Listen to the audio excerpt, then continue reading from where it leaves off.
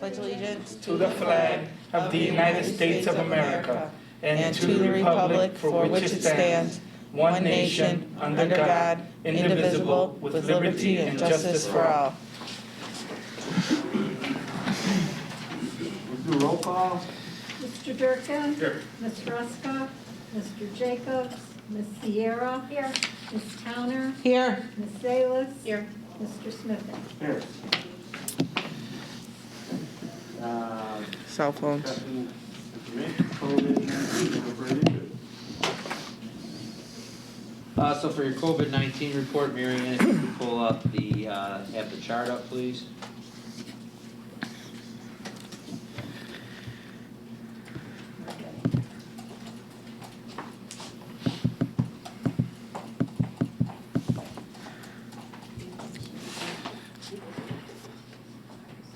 So as I sent to the board in the weekly Friday update, I'm sure this is no surprise to anybody. I think this has been discussed in the news. We're starting to see the cases swing back in the wrong direction. So you can see the numbers compared to where we were 4 weeks ago in March. Now we have two categories in substantial. One of our local categories is insubstantial. The other two are in moderate. So we are still safe to be open based on all the new revised guidelines. But and our staff has been vaccinated, but we saw 2 or 3 cases last week. Another 2 or 3 cases came up again this week. So we just need to encourage parents, if your students are feeling sick, please keep your students at home. Also, I think it's important that if someone in the household is sick, that's considered a close contact. And unless you can really verify that you're able to isolate or quarantine, the student is able to isolate or quarantine from the sick family member in the household, we really should make sure that that student goes to remote for the 7 or 10 days before they come back to class, because some of the contact tracing has shown, there was maybe a sick family member, the student came to school and then ended up becoming positive, and then we have to quarantine many students in the classroom or on a team or on an activity. So just be cognizant of that. When in doubt, if you think it's not safe or you think there's a concern, stay home, call the school. We could talk, set you up with the nurse, so you can ask questions. We can provide you some guidance on how to do that. In regards to the ESSER 3, just a brief update. So we did find out that we will be getting a third ESSER 3 payment sometime in FY22. It should be projected to close to about $1 million for the high school. It is a one-time payment. So Kristen and I will go through that with the Finance Advisory Council before May when we start the budget process. But some things we're looking to do with that additional money, obviously some of it has to be dedicated to learning loss. So one of the first things that I included a chart in the Friday update this week. We had about 8 classes that were at or near the enrollment caps. And so we would look to add an additional 1.4 FTE just to bring down those class averages so that we can make sure we can do the 3 feet of separation and the social distancing under the revised guidelines, because the ultimate goal is to get back into school come August. So those are like the 7 or 8 academic classes where we were at or near the cap. So we're looking at possibly adding those 1.4 FTE. We got to go through the financial impact of that with the Finance Advisory Council. We also talked about summer school and the summer workshops. So the recommendation from the administration would we use some of that ESSER money to offset. We traditionally charge for summer school to offset the cost of the teachers and like the building, because usually we shut down the air conditioning in some parts of the building to lower our utility bills in the summer. And so this year what we'd like to use some of that ESSER money so that the students who are doing any type of credit recovery or summer school to make up a course that they failed or a credit they need to make up because of the pandemic, that would be free of charge, as well as summer academic workshops. We have several academic workshops that are like Bridge to AP, AP Calc, Freshman Bridge program. There's a couple other academic programs that we would also like to waive the cost of that so that students can have an opportunity to make up any type of academic standing or make up any type of learning loss over the summer that they would see fit. We have some paraprofessionals that we need to hire in order to meet our needs with special ed, and some of the staff that we did not bring back this school year, knowing that we are on a lighter schedule. So it would be a good idea to help rehire some of the paraprofessionals that are needed. And then we would have to look at, some of the, we had some projected deficits, so that the remaining dollars would be used to help offset some of our operating expenditures that are used to operate the school district on a regular basis. So more information of that will become available, I would expect, in the upcoming months, probably more in the summer. What my biggest concern is with this ESSER money is the state released the notification about and they did their press release on how school districts will be receiving this third payment. And I sent an article to the board this past week of what I'm worried about is that the governor may use that as an opportunity to say they don't need to fund the evidence-based funding formula. So like, we're giving you this pot of money from your ESSER money, but in turn we're going to keep your funding flat this school year. To help, maybe for the state to use that money to offset their deficit. So I think we have to be, while we should still remain positive and optimistic, we have to wait and see how this all plays out over the next couple months, and if that's used by Springfield to kind of diminish the evidence-based funding funding formula. Rentals. The district has begun accepting some rental requests. This has been on hold since last March. Most of these rental requests will be on a weekend when there's no school events. We're trying to minimize or avoid any type of out-of-district rentals while there's a district activity going in. But we are trying to get back to some normalcy and recoup some of that revenue. And I know Dr. Freitas, you had an update in regards to some of the building level matters. And then when we're done with that, I can address some of the questions if I didn't address them yet in my speaking points. Good evening, honorable board members, students, and family members. Firstly, I want to thank Mr. Mark Helgeson, Mr. Lomach, Ms. Augustine for a great SAT testing day. We welcomed almost 400 juniors here, and we did not have any single issue. So I want to thank everybody, all the proctors, all the supervisors, and all the students. It was nice seeing many students for the first time back. And guys, please remember, your school is open. If you're doing well in remote learning, please continue. But if you want to come, RB is open. And parents, if you have any questions about switching from 2-day to 4-day or starting with the 2-day, just email my administrative assistant, Ms. Tammy Molo, okay, and we'll correspond. But again, RB is open. Guys, to address the historic achievement gap, which is common not only here in many schools, and the academic challenges caused by COVID-19, we have created English and math interventions for the upcoming school year to best support the students during the school day. We can get them during school day. After school, I'm not gonna it. Sometimes it's tough. People have obligations, people have activities, but we're gonna get them during the school day. During the school day, and only after analyzing the data of our STAR reading and math, our T1 progress monitoring tool, which is criterion reference, students who are identified as needing support will be pulled out, from elective, maybe PE, to get support in English and in math. That's something different that we're doing to address the achievement gap, and I believe that was one of the questions from the board members. We will also be continuing our building-wide SEL lessons this past semester, and we're continuing. Our social workers and psychologists have teamed up and pushed into the freshman PE classes every Monday for 35 minutes. Our team have led lessons on mindfulness, managing emotions, bullying, conflict resolution, coping skills, anxiety, depression, stress, you name it, and we're covering it.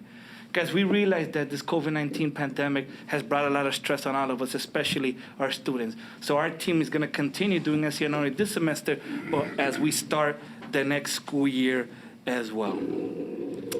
We've also done, parent nights, how to motivate, your students.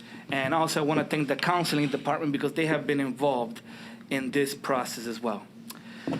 We will continue to offer our robust opportunities for summer school in person for 9th, 10th, and 11th graders that include core credit recovery courses, which will be free of cost, courses for advancement, academic workshops, Bridge to AP, Bridge to RB, academic camps, band, TV production, Bridge to Science, Introduction to Algebra, Essential Algebra Skills, Mindfulness, and Driver's Ed. Guys, please see the guide available on our website. And I also want to thank all the teachers that are committing to summer school, because I know sometimes for some, right, people want a vacation, people want to spend time with the family, deservingly so. So I want to thank all the staff members that will be working during the summer. All the programs except courses for advancement, driver's ed, camp college, summer television program, and band orientation for freshmen and new members will be free. Okay? I want to thank all of our teachers again for intentionally using our tech tools. Guys, I know, right? Learning loss has become a hot topic, and there have been some missed opportunities. Right? We know that, right? Our schedule has been different, time has been reduced, right? That's real. But I also want to talk about some of the gains. Our students are learning how to leverage technology tools daily to comprehend, to read, to write, to draft, to meet socially. So our students are learning the skills and working with digital programs that they're going to be using in college.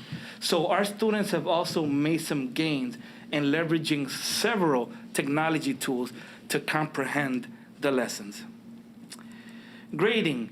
Third quarter grade books will remain closed. I know first semester I opened up the second quarter, but not this time around. Guys, we have about 6 weeks left. So to all the students and all the families, guys, you can pass.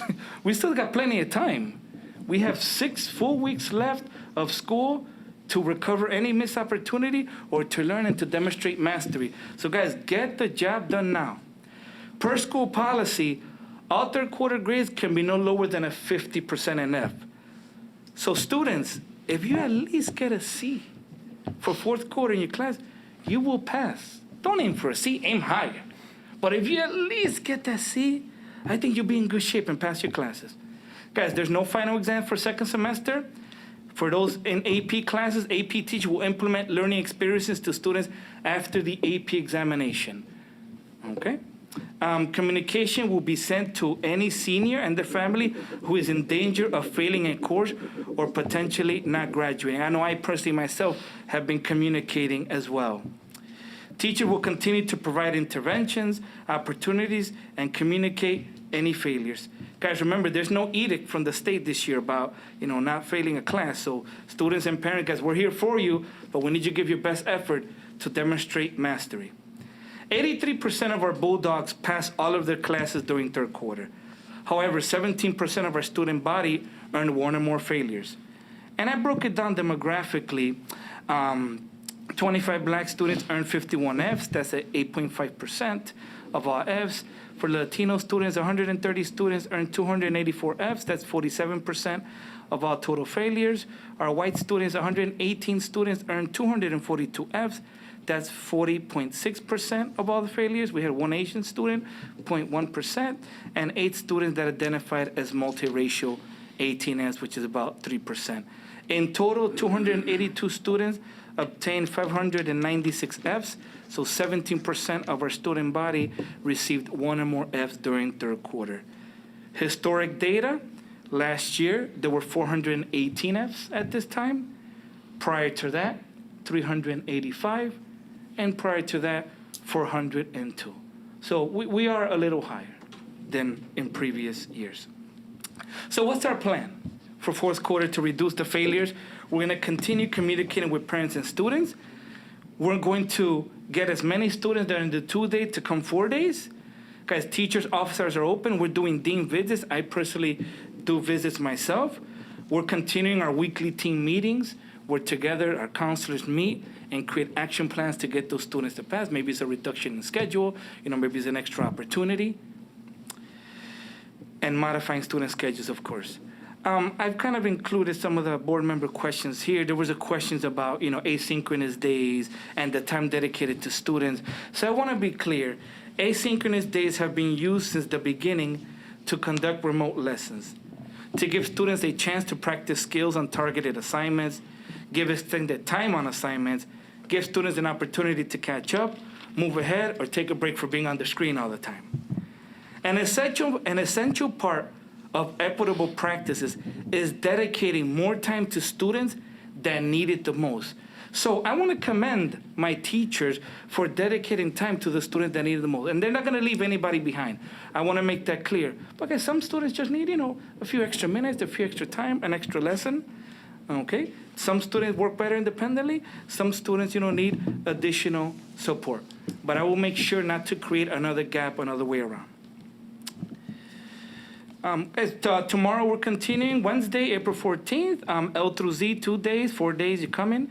Thursday, A through K, if your last name is A through K, 2 days in person, 4 days. And then Friday, April 16th, L through Z for 2 days and 4 days for in person.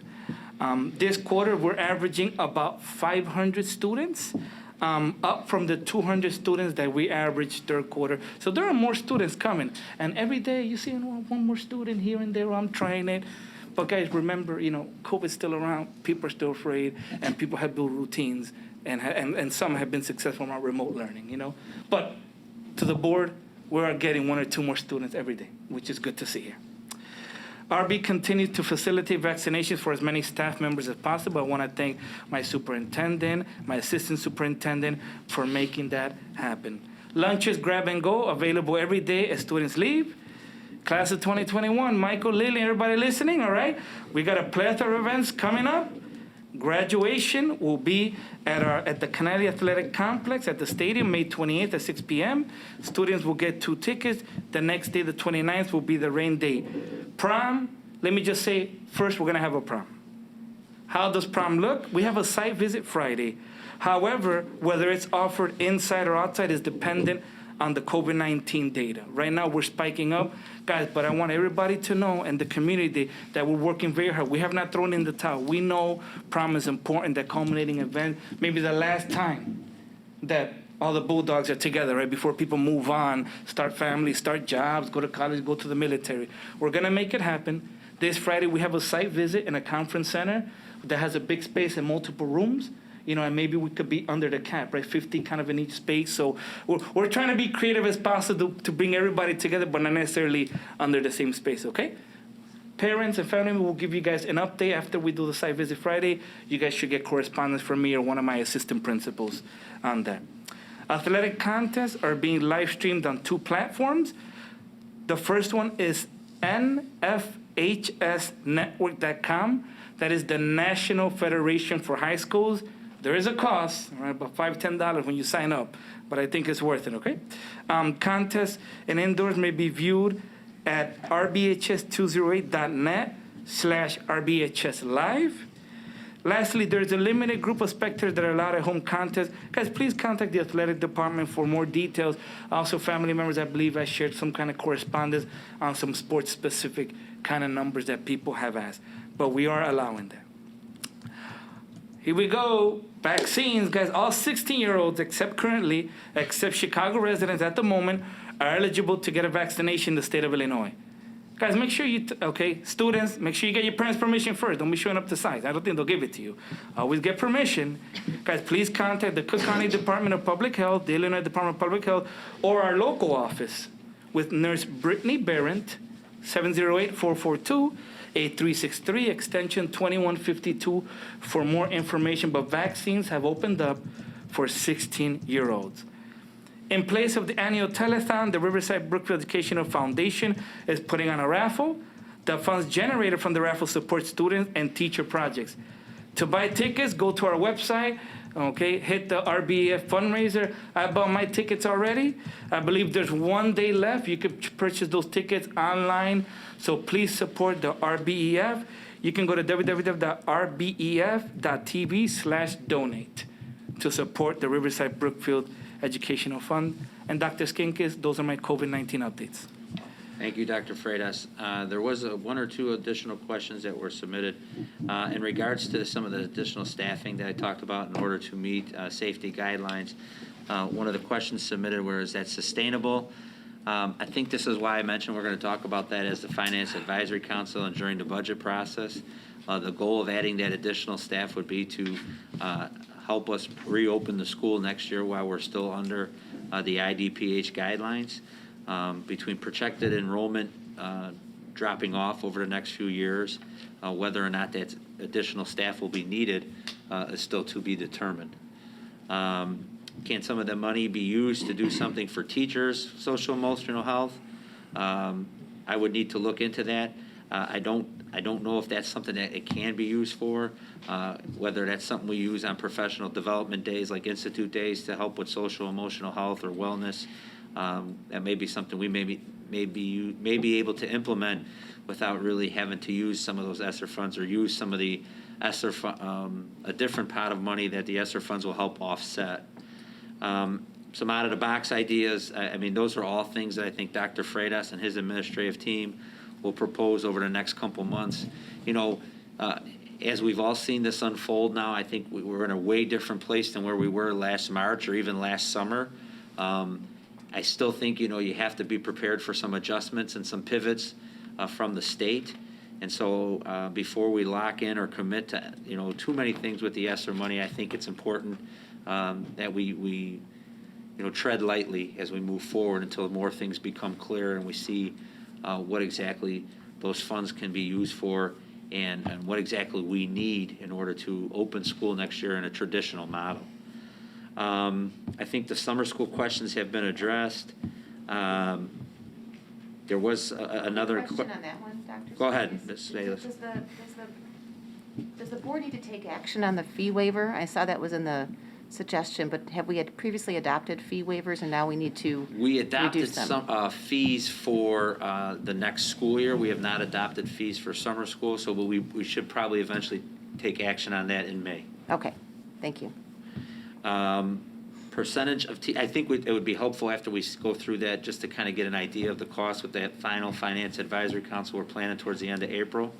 And then we could have a clean Right. recommendation of what, so if somebody would ask what the impact of this is, we'd have an understanding. Right, I just think that we need to, in case the summer school offerings go up or go down, we, you know, stating that they're free is Sure. a positive. I think All of a there's a sudden it lot of could support swing. for that. Sure. But I think we need to understand the financial impact Yep. and then take action on it. Absolutely. Thanks. That's a great question. CARES Act spending, there was a question submitted, can there be money set aside to help offset students or families that have issues with the pay to participate, because the board re-approved that fee last month. That absolutely could be something the board can choose to use that for. At this point in time, we already have a fee waiver for anybody on free and reduced lunch. And we also offer payment plan options and other options for families that are dealing with a unique circumstance, but that's something that can be considered and the board can discuss as more of this becomes clear throughout the next couple months. There was a question submitted in regards to percentage of teachers in regards to salary. What percentage of teachers make over $100,000, and can any of the ESSER money apply to any of that? I don't know what the impact of that will be, but we have about 54% of our staff are over 100,000. And we have 103. About 104.6 right so now. That's 54 is like 54 teachers, over half. Yeah, that's Gotcha. about right. And then I believe that was all the questions in regards to the COVID report. Can I ask a fast question just about summer school? It says that it's in person, but is there a remote option if a student has to quarantine? Like, has the state said anything about that? The state has not mandated that. Whether or not the expectation that a remote option still has to be applied, I don't know if that will apply to summer school. I'll need to look into that. Dr. Freitas, can you make a note of that as well? Yes. Just so that if, like you started the meeting, if a student has a family member, Sure, you would rather have them quarantined and still be able to participate, right? I think 70% of the kids are still remote, virtual, right? Just about that. About that, it's So though I think summer school might be less, we would love it to be reversed, the reality is it's probably not going to be. Right? And I think we need to think about next year, you know, how do we come back and say there's a number of kids that have a doctor or legitimate reason to be quarantined, and what is that number? Is it 10%? what we need to prepare for that. This might be an idea to invest, to dig down into how to do that with some of the cares, because it is really too hard to do it, to teach to both, in class and virtual. So we've talked about that a little bit. We've had a little bit of discussion, Hector and I and Kristen and I, in the last communications meeting with the RBEA, with their president and president pro tem. We anticipate that the process that will be put in place for students to be able to go remote next year will be much more difficult. It will be required a health plan similar to like a 504. There'll be it'll be very similar to a process like we used this year with our teaching staff and our employees, about having some accommodations, but the students still being in school.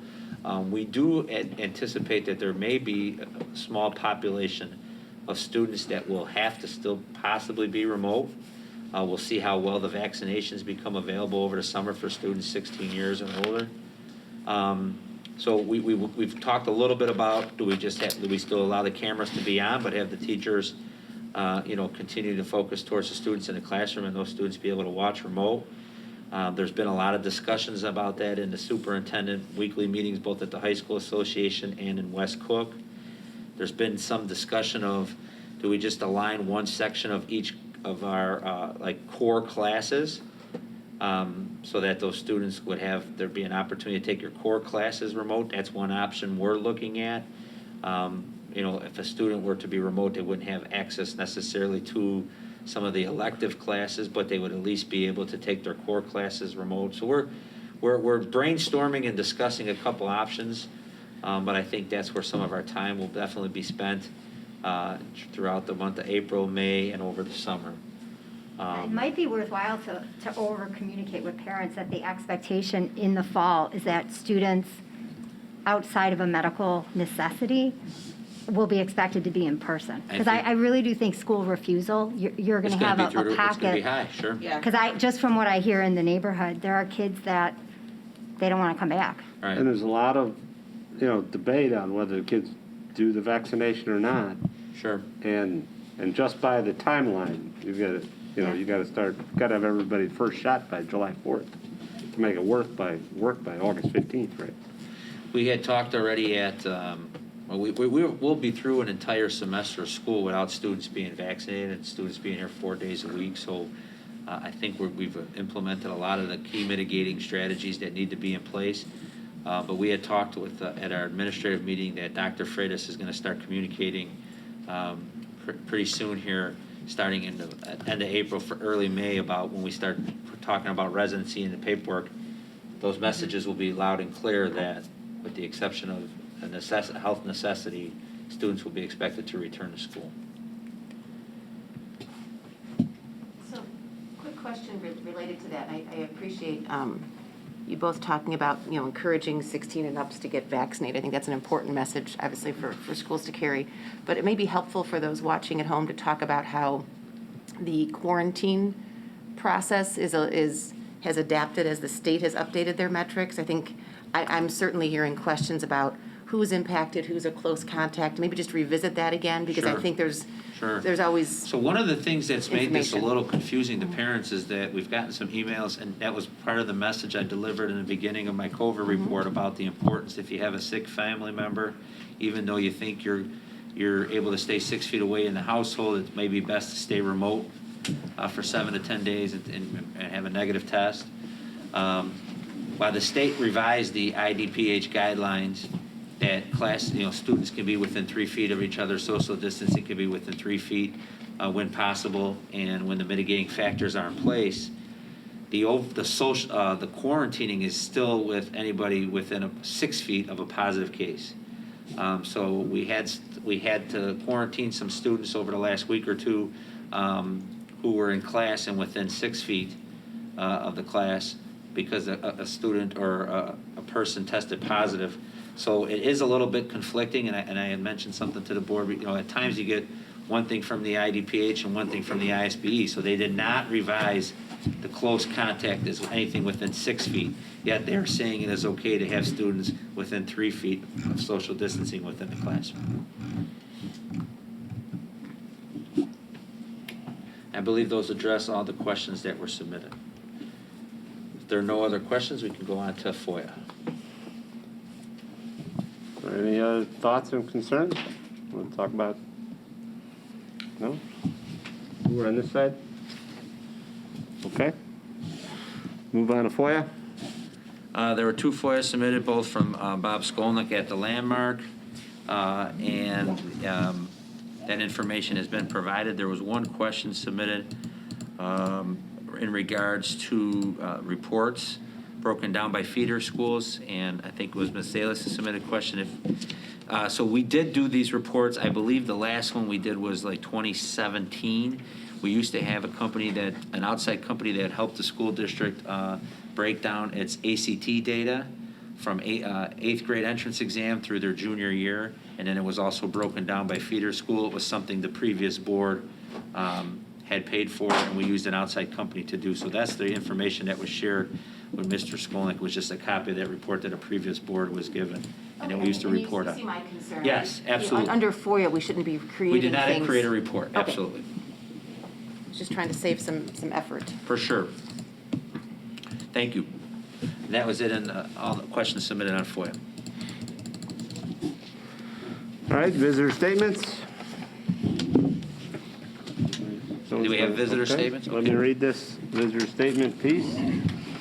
The Board of Education welcomes and encourages the participation of its citizens in the business of the school district.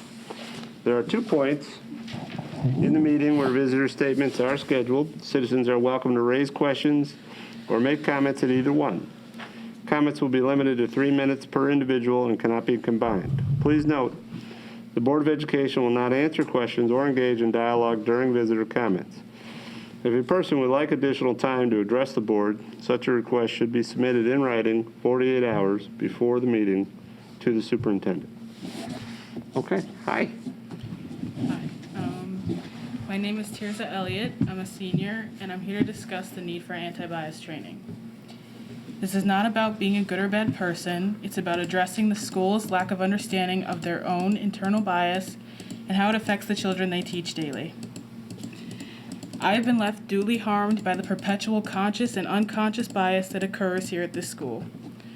There have been many incidents I could tell you, but I don't wish to be dismissed by your bias as being overly sensitive. Freshman year, 2 students in my class took food from my lunchbox, ate it, and threw the garbage at me as the teacher watched, so I walked home. This is bias. I am invisible and or assumed ill-adjusted just because of my looks, so I was allowed to walk out of the building with no concern for my safety. Sophomore year, sitting in the back of the auditorium for an assembly with other black students, a teacher commented, "Don't get like church back here," which is bias, racial bias. Senior year, on January 7th, the day after the U.S. Capitol was stormed, a conversation in class was brought up by the teacher. It was mentioned how awful it was, and a student said, and I quote, "It was not as bad as what happened over the summer," referring to the Black Lives Matter protests, to which I responded, "Human rights and outright violence cannot be compared." The teacher dismissed me and allowed a group of white students overall tell me that my life does not matter and common decency of being murdered on the street should not be fought for. 4 years of constant, subtle, and blatant racist behavior has changed me. And although that is the goal of high school, a place of growth, this is not the growth I hope you are all on a board to achieve. I would have liked to look upon my time in high school as a place where I was enriched and fulfilled educationally. Although I regret to say the distraction of constant bias by those who were supposed to lead me to the very basic fulfillment I was seeking overshadowed the educational aspect. I showed up here with an open mind and heart, willing to learn and be molded. What I got was blatant ignorance, dismissed and harmed by biased adults. What I'm hoping for by speaking to you today is that you all show up the same way. Open-minded, bias-free, working on becoming an equity-seeking, anti-racist environment. It should go both ways. As I hope your full hearts are on this board to enrich the lives of young people instead of damaging them, I leave here with some fond memories, as it wasn't all bad, but I have some seriously damaging ones. And in the long run, everyone in society is hurt by biased behavior. Teachers should be required to take anti-bias training and ongoing anti-racism training so they are able to address racism within the curriculum, themselves, and the school. Thank you. Thank you.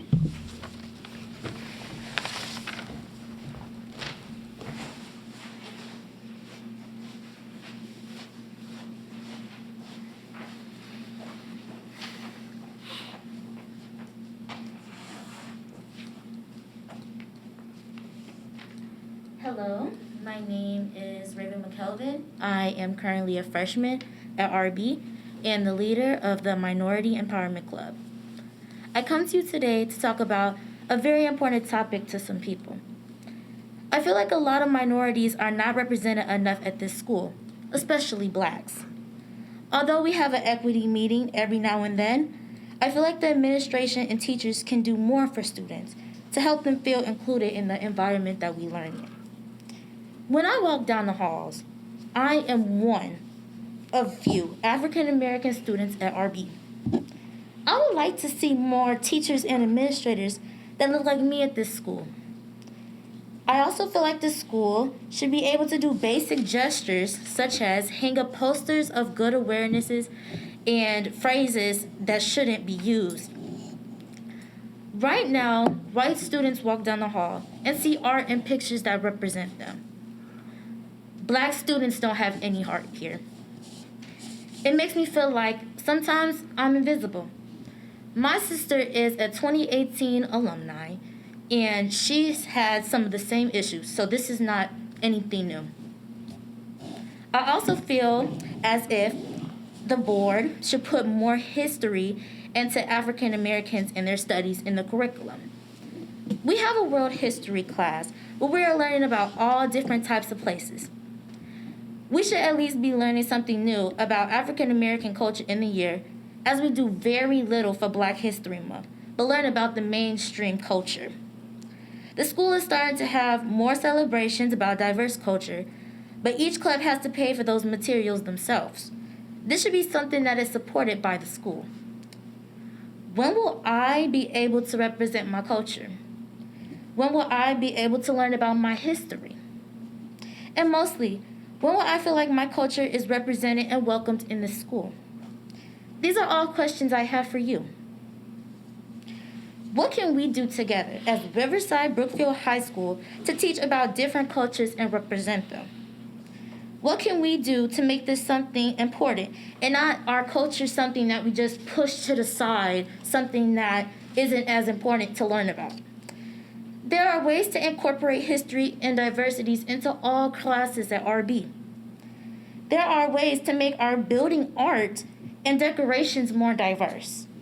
I am asking you, the school board, to be willing to invest time and resources to improve this at RB. We need to make everyone at this school feel welcome. Thank you. Nice job. Thank you.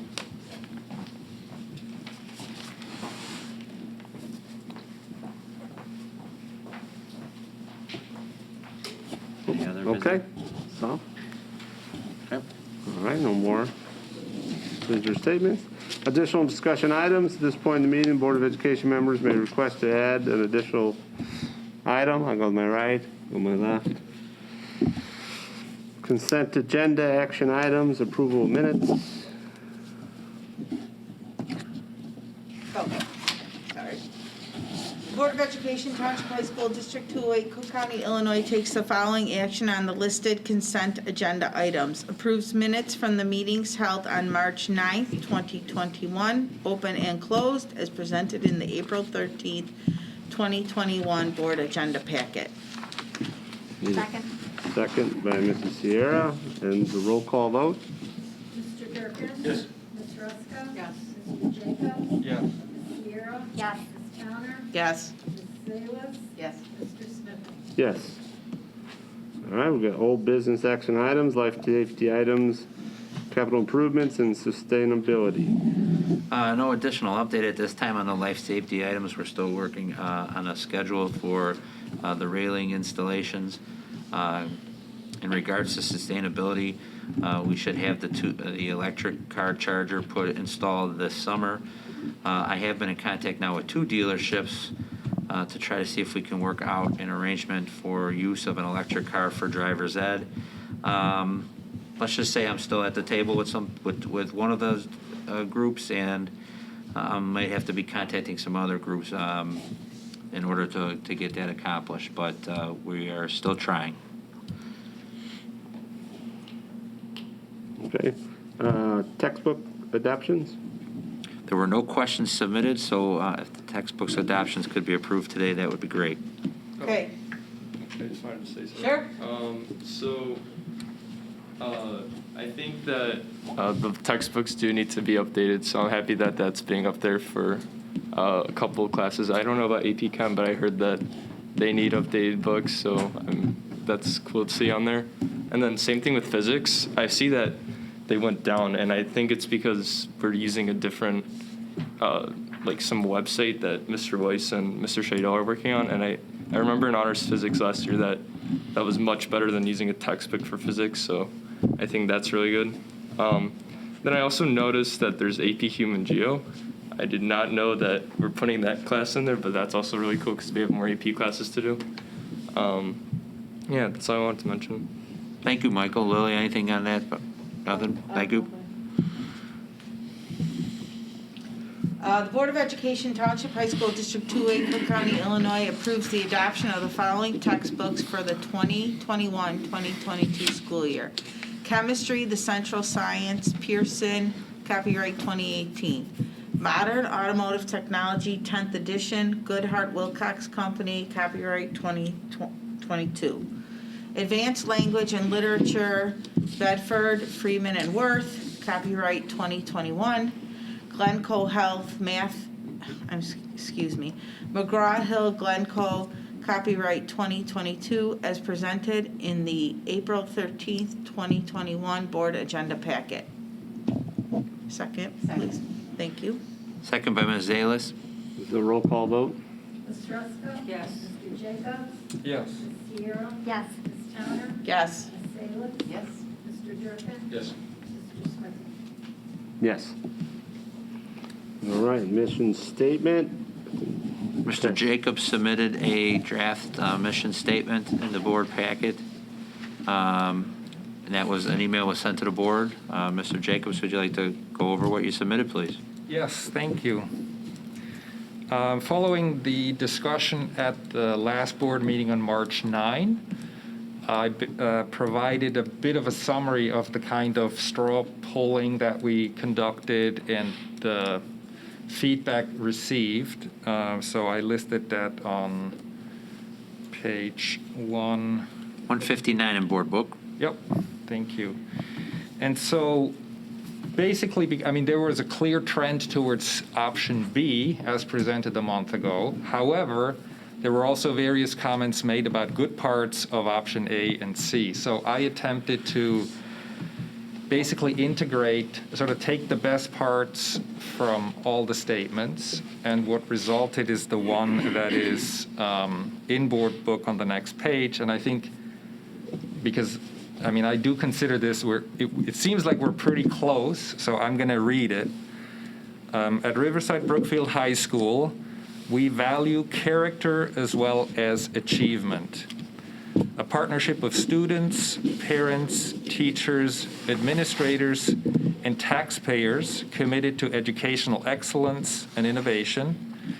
We deliver a rigorous and well-balanced education for academic, artistic, and health-related growth of each student. Graduates are well-equipped to be responsible members of a diverse and ever-changing world. This proposed statement is 56 words long. Again, represents a bit of my attempt of sort of trying to tease out the best parts. I did think it makes sense to include the stakeholders specifically, as was discussed last time, because leaving them out almost makes it a little too generic. I think it's actually, there are real essential stakeholders, starting with the students, of course, and the parents, the teachers, and so forth. So those listed, and I purposefully also then included the word taxpayers, because without their contributions, the school would not exist. And so I felt that might be a good way of not listing everybody, but basically the key ones. And there was a suggestion that I received today about the one word that I'm was not so thrilled about, but just couldn't sort of break through, was the health-related growth. Because it's a little clunky. Health-related is just not a very nice word. However, I think the aspect of health is very important. And the comment was made about social emotional well-being. And I totally agree with that. But at the same time, I think there might be some sensitivity if we not also acknowledge physical growth, i.e. all the sports-related things. And so, I don't know how this works procedurally, but I'm now amending my own statement with an option that would say education for academic and artistic, that's already there. And then instead of saying health-related growth, it would say athletic and social emotional growth. So we're back at 6 years. That's exactly what I was thinking. No, 57.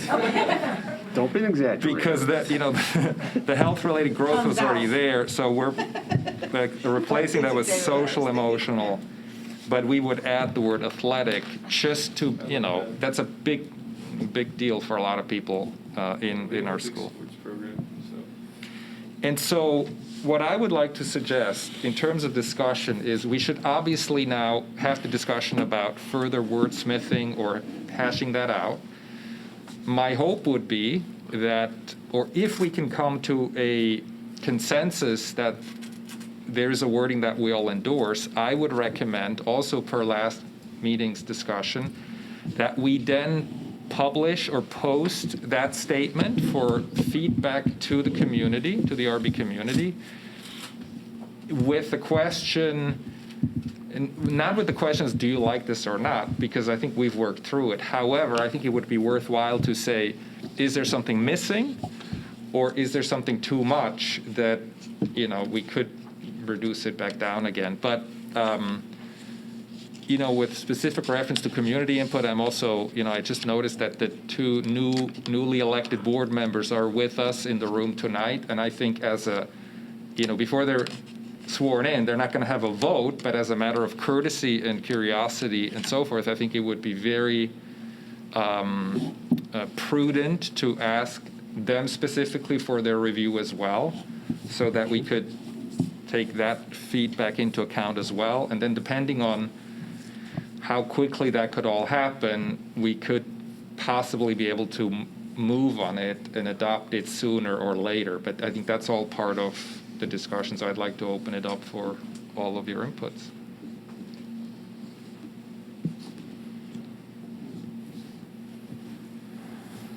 Well, I like everything, and I like your suggestion. I can accept that. There's only one additional word, so you'd be at 59. And I don't think the words are, that I thought was missing, and given what's been important to you specifically, Tom. After artistic, I thought the word civic was missing. And, given, really your focus on sustainability and, even the board starting to look at diversity, and civic was in the other two. So it'd just be one additional word. I think that's been a focus that we've talked about.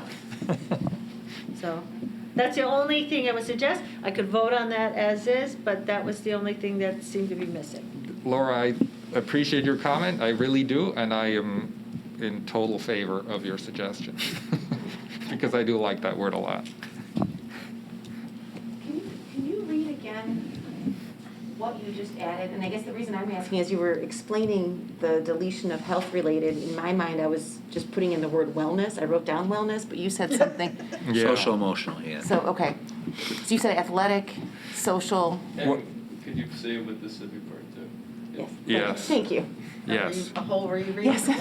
Right, yes, let me do this, but also just to clarify, so the first thing is a straight replacement, rather than using health-related with a dash in between, it would be social, emotional.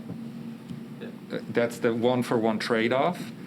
And now there would be two additions, the word athletic to acknowledge all the sports, and civic would be an additional word as well. So then it would read, we deliver a rigorous and well-balanced education for academic, artistic, athletic, civic, and social emotional growth. So I don't think it's worth nitpicking on, but I do think the word wellness might encompass some of those other items, but since we're going to put this to the community for comment, I don't think it's worth amending further. I just, there's a certain element of awkwardness there with that long list, and so someone may be better equipped to put them in the right order so they flow right or something. Yeah. Social emotional growth is in the educational realm, usually is all encompassing of athletics, activities, social emotional supports, kind of like the non-academic or Anything that's not non-artistic academic. development. Including athletics.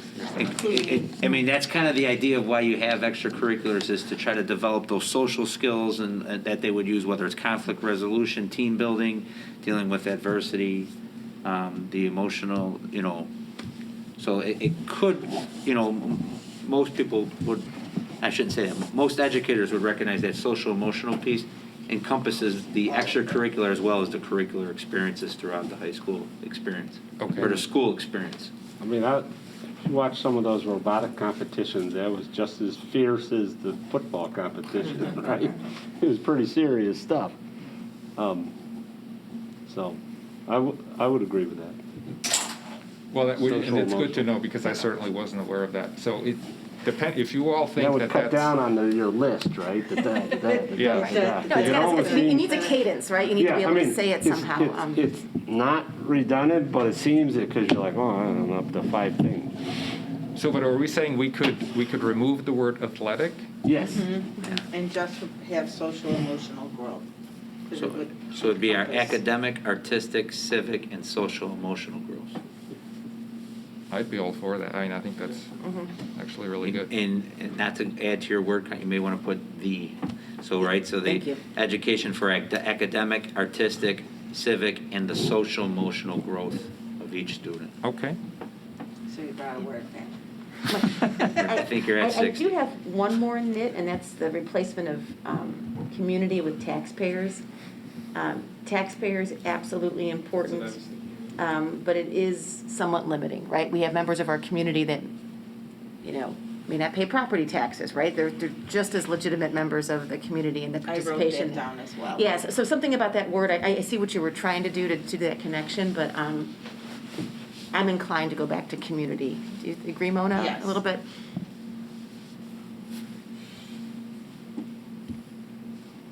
It Anyone doesn't else? bother me one way or another, but if you live in an apartment, you're still technically paying taxes.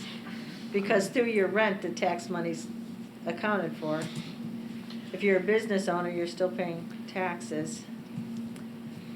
I mean, it wouldn't stop me voting on it. I mean, what I liked about the taxpayers is, the reality is that everybody has to put money down for the school to run. And that's the acknowledgement that people are paying. Not necessarily just people with kids in the school. Not Everybody. necessarily people, right, the retired people who've lived here for 60 years are still paying for this school. They should get a free football ticket. I mean, I think I'm totally open to either, because Yeah. I think the points are well taken. I mean, my thinking was a little bit along the lines of, when you consider the big conflicts that any school has every so often, or a referendum, or, at some point, you have to go to the community and ask them to agree. And so, And ask them to pay money. And that's gonna Correct. pay money, right. so by sort of calling it out just in that clarity that it is about money, Right. and people are either going to agree to that Right. or not, it was, I thought, maybe it's wrong, but to sort of just be that much more explicit and acknowledge that. But I'm open to either. We spend a lot of time talking about money. Yeah, and Significant we amount get of our board stopped time. going to the polls, having a referendum or not. We get stopped when we run out of money. We get stopped when taxes aren't collected and there is no money. So a lot of what we do has to do with money. Yeah. It's a tough one, because I'm with y'all. I can see it both ways, taxpayers or community. I'm all about the Yeah. community. You know, the community is, it's about, there's, if you put it on, what's best for the school, you've got the kids on top, and then you've got this community, business, and staff in a triangle, right? And it's, you have to, it has to be right by all three of those pieces to make it the greatest school that we can make it, right? I mean, so put it out there as drafted. It's going to have whatever it is, 2 weeks or 4 weeks or whatever the decision is. yeah, I think that's our next thing. We got to Yeah. decide, is it, if we get it out there, say we get it out there this week by Friday, Yeah. then 2 weeks is another board where that might be too short. I don't think so. You don't want to leave it out there too long. It becomes insignificant, I mean. But people we're having a board meeting right after, a week after that, right? Sure, Which is, and I seems think like, so you that's, could do it in a 3-week. I think New board anybody, could be seated, done. well, it should give be something to vote on, done it'd be before nice. this board leaves, absolutely 100%. I mean, I think it is It done. needs, well, then, is the question, do we put it out there? I think you could do 2 weeks. I think a shorter time frame If is Tom gets me the fine. final draft tomorrow or Thursday, we gotta get it up immediately. It's Yeah. not a big No, process it's to not get it hard posted. to get Yeah, it on the I'm fine with website that. and a quick Google form link to go along with it with 2 questions, right? Right, suggested Then- changes and Additions and deletions or Because then whatever. the new board has to go to the next one, which is kind of a bigger piece, is you go from the mission down to the goals, right? Right, and then you'll have a new That's- board, and then, but you can't, this is work that's taken 2 years with this current board. We should be able to hand off something to an incoming board, and now they'll take this mission that has been vetted, people have had opportunity, community has had opportunity. Now they'll be able to take this mission statement and start to dig in and work through goals. And that's important, that, we are hindered in doing the work we're elected to do without getting our goals. And so we've got to, Yeah. get Yeah, in. We got to get in We got with to it. get to the next piece. We got to get to the next piece. So Got to I get to think the goals, posting and then we it, got to get voting to on it, strategic and plan getting to based on the next goals, piece is right? essential. Which is where we really wanted to get to in the first place. Yes. And, but for COVID, we'd already be done with most of that, but it is what Probably. it is. I guess the only question that I have is if through that 2-week review process, if there are let's say there's 3 comments that are really good, where somebody says like, why did you not think of this? Then we'll have to see whether we can work through that at the next board meeting to then adopt, or it Go to could the- slow Well, it down a bit. sometimes it's got to go down the line. I mean, you've got to vet it correctly. If we have trust in the community to do the right. And if you're on the board, you're doing it for the right reason. It's going to be just fine. If it goes another week, it's okay. I mean, I would hope you if know? there's a comment that we could finally come to agreement on that comment after talking about it for 2 years. I mean, how out of the You sound like we field talked could about it the 2 years. comment be, We haven't No, talked about it for I 2 know. years. We took like But a year off. 55 words or bust. Yeah, right? I want 60. All right, well, let's get the draft, let's put it up, Yeah. and then we'll plan on adopting that on the 27th, unless we get Well, some really so today's fabulous. the 13th. If you get it up by the 15th and you close it by the 25th, which is the Sunday prior to the meeting, Monday to digest everything, and then Tuesday, submit it to Mary Ann to get, or Monday at the end of the day, submit it to Mary Ann to get in the packet for Tuesday, we should be good. That gives, I think it that's needs to 10 be on, days. I think it needs to be on the packet 24 before the board meeting. We can't see it on. Sure. Yeah, you're yeah, right. you Right, gotta so close if it by it's something you're Thursday, voting on, it you you has have to to be on close in it by the advance. Thursday. So it'd be like, really, it would be up for like 7 days. Okay. I think that would be fine. We're talking I think everybody at this table could manage to read 60 words. But I think we also want to make sure that the group that was in the room with us when we had that workshop, that they all get an email blast, that, to Tom's point, that the two new members have a chance. And so I think there's certain stakeholders, to kind of go Animal Farm. I don't like think we're everyone is the same, obligated to email everybody that was in the room with us. Mm-hmm. Our two new board members, yes, absolutely. I don't think it'll take us more than 10 days to mail our two new board members. I think we could probably do that pretty efficiently. Well, what we would do is just, actually, it would be a general notification that I would just send to the group that was, it wouldn't be like a individual email, it'd just be there, based on the, it will be fine, I think we can pull it off. I have written down a general notification to the group that participated, if they want to review it, they can review it and submit comments, 2 new board members. I do need the 2 questions that you want on the Google Sheet, so if you can send that to me tomorrow, I'll work with IT to get all this posted. Will do. I can make the minor changes that we discussed. I'm adding civic. Me and you can talk, and just send me a Word I'll version. send you what I marked up tonight, and if we have a difference, we have to, I think it's pretty clear. Yeah, and you just send it via Word, so if I got to tweak one word or put a "the" in there, like we said. Yep, I will do. Okay. I think we could pull, so, Yeah, definitely. I think that we should put the word athletic in it. I know you guys don't want it to be too long, but if we're putting artistic, I think athletic should be in there too, because artistic kind of encompasses kids in like the fine arts and visual arts programs, so like art club, theater department, and band and orchestra, choir. But athletic is like totally different from that, and it's a huge program at RB, and a lot of students are involved in sports, and the students spend like 2 hours 6 days a week at practice, which is a huge chunk of their life outside of in-person classes that's still being dedicated to school. So I think if we are going to have artistic, we should also have athletic. But that's just my opinion. And also, if you want to cut down on words, 2 words, you could change "we value character" as well as achievement to just "we value character and achievement." So. Yeah, 2 words. Let's go. We're so smart. But to that artistic and athletic, you could take artistic out as well, because the social emotional well-being would encompass that. You should put athletic too. Right. But if you want to, you could take them both out. So you could take them both out, and the social emotional well-being would work, and that would cut down your number.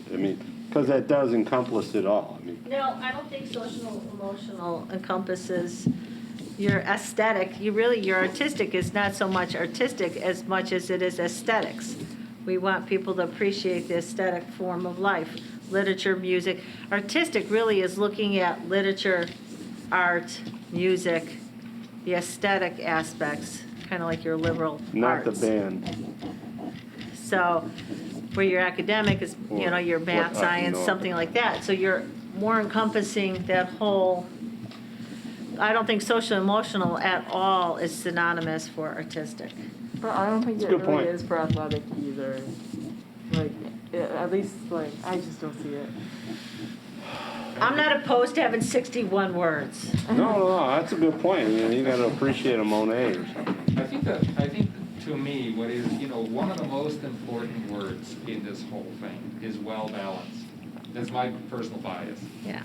Because every student is different. These things are different domains, right? So Right. shortening it too much, I'm a little worried, because then Right. all of a sudden it could mean anything to anybody. This is, by having them in, it Yeah. commits us to specific Yeah. areas. So I'm open to adding athletic back in. Okay. Nice. And I support that. Cool. We pay a lot of money for that. Back to the money piece. Yeah. All right, so we're back where we were. No, we're at 61, so we Okay. grew. That's good. Well, that's good. It's That's what okay. these discussions are for. That's what they're about.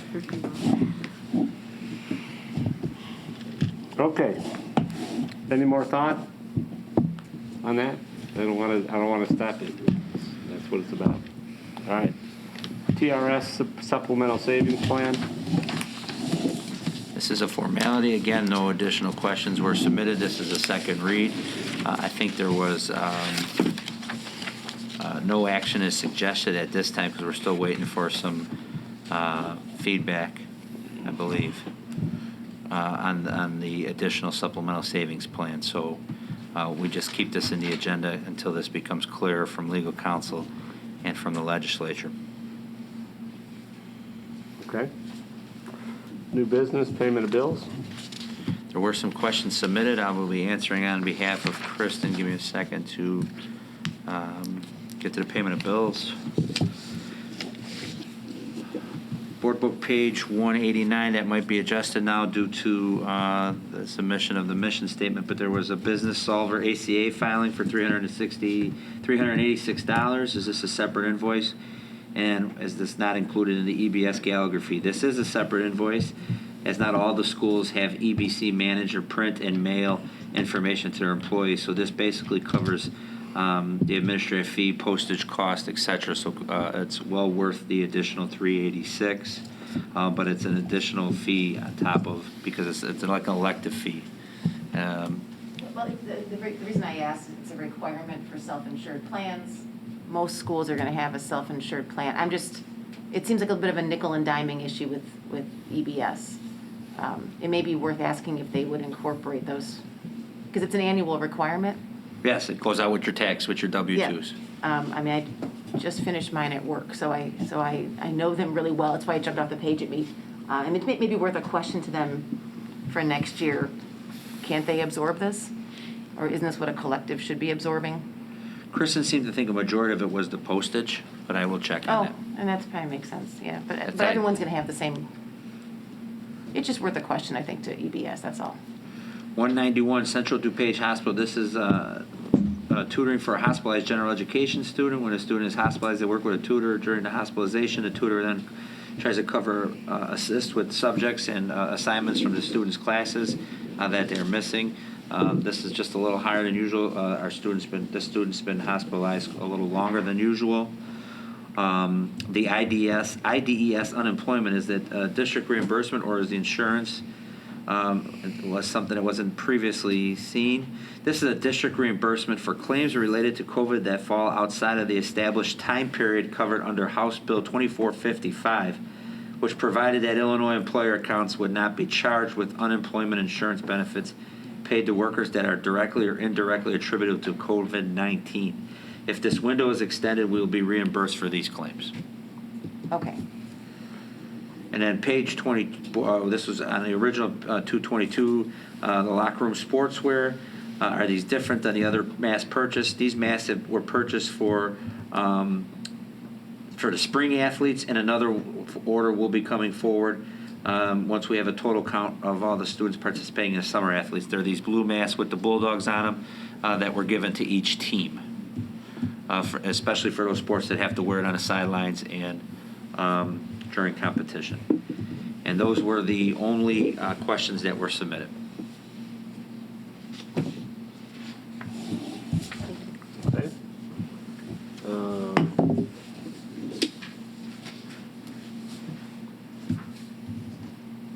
So, we need a motion. I'm sorry, I know we're talking about money, so I just wanted to bring up one more thing that you had talked about in the beginning, so everyone's aware. The state has not paid out for EBF at all in FY21, and we are only, 10 or 11 weeks left with FY21. So I just, to your point of, Can you articulate your acronym for our audience? When you said this. Evidence-based funding? Thank you. Evidence-based funding was an initiative by the state in 2016 or 2017 in order to bring up the funding of all schools, right? Schools in the state of Illinois historically for years has not met their funding obligation to the schools. And even with EBF, they're saying by 2027 we will only be meeting still 90% of our funding obligation to all Illinois schools.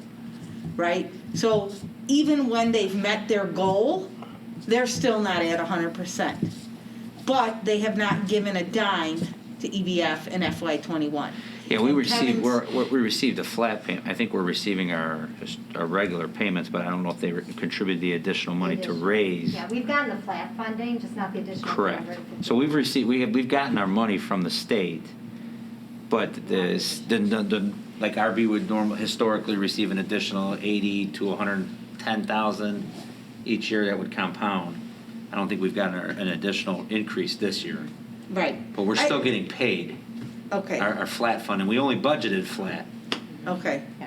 Well, which was smart, because you can see the state still continues to not meet its Right, so obligation. the issue would, I think I'm just trying to. what you're trying to reiterate is there could be a potential that we would be flat for 2 possible years.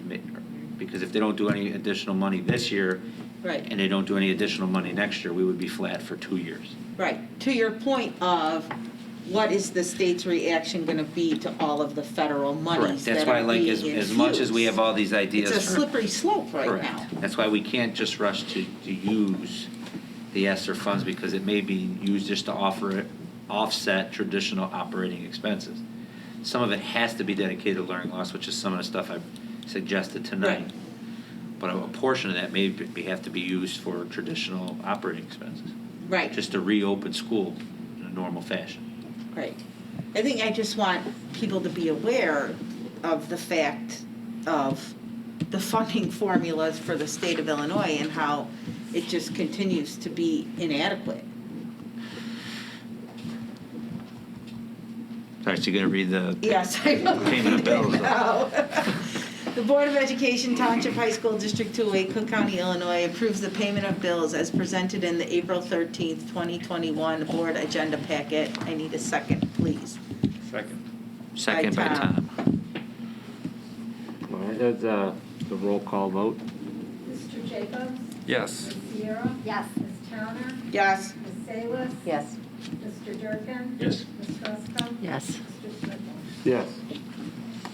There's matters for closed session, personnel, sale, lease of property, pending imminent litigation, collective negotiations, school safety, another chance for visitor statements.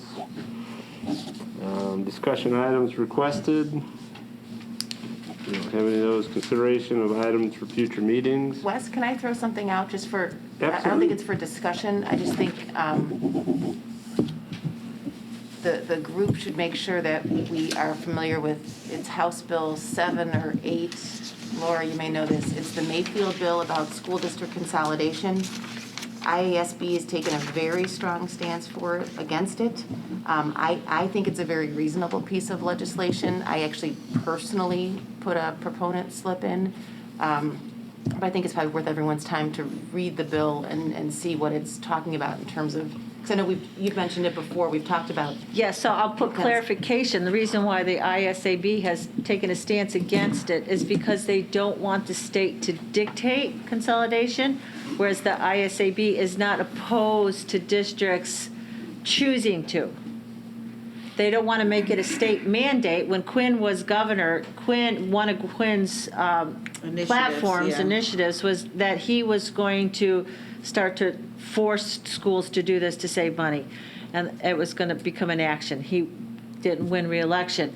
So the ISB at that time, they didn't want it to be from top down. They wanted schools to say, if it's in their best interest, yes, we want to do this, help us to move forward to that. But if a school district says it's not in our best interest, they still wanted the school district to have that autonomy. Yeah, it No, comes down I to the understand. issue of local control. Yeah, I understand the IASB's position, certainly. I don't agree with it personally. And I think it's, Yeah.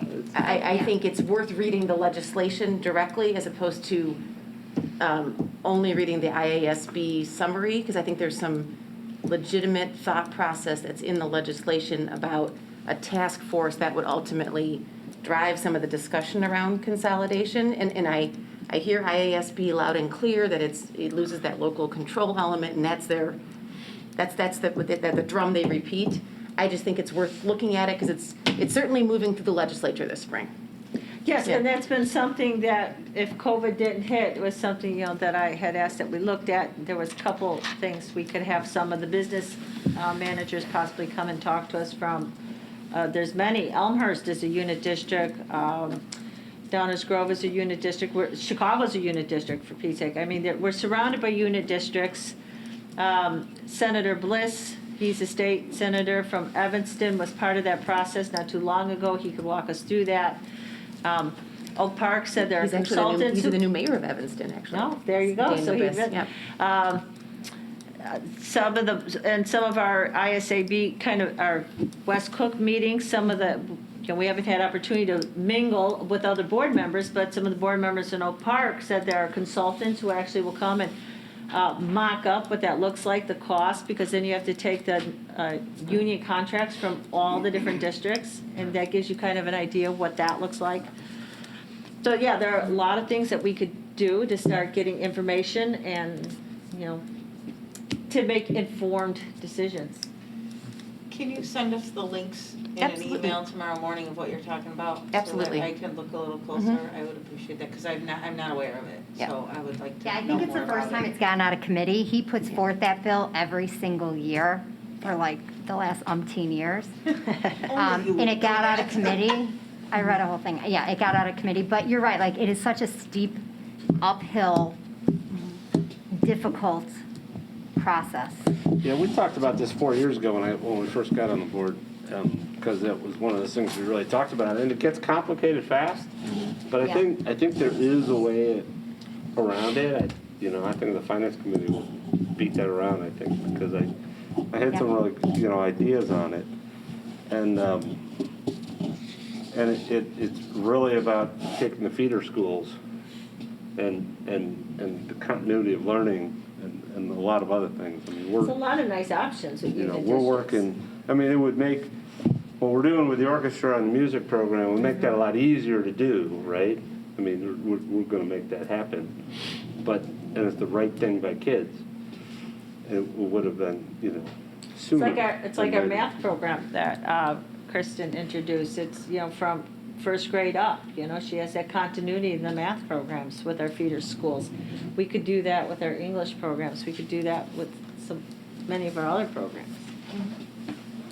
Oh, no, I'm certainly, I think I'm pretty open about it. I'm in favor of it. I just think that a lot of our information, comes through IASB, Yeah. and they have a very set perspective on anything that touches this area. I just think it behooves everyone to read it independently and maybe read some of the proponent pieces of it as well. So I'll share that. So Ramona, just for Yeah. process clarification, if Deanna has the link, she would send it probably, to Mary Ann, and then Mary Ann would disseminate it? I can send a link to the group, that's fine. You just can't reply all. Yeah. Yeah, Same thing, just give, you can share information, just can't reply all. yeah. Yeah, it's purely informational anyways. Yeah. You're not asking Right. for my opinion. No, I'm not. right? Okay, I'm not in a position to consideration take of a vote. items for future meetings. And then closed session. Okay. And motion, Sorry. motion. Close. The Board of Education, Township High School, District 208, Cook County, Illinois, enters closed session for the purpose of considering appointment, employment, compensation, discipline, performance, or dismissal of specific employees of the public body or legal counsel for the public body, sale, purchase, or lease of real property, probable, imminent, or pending litigation, collective negotiations, and school safety.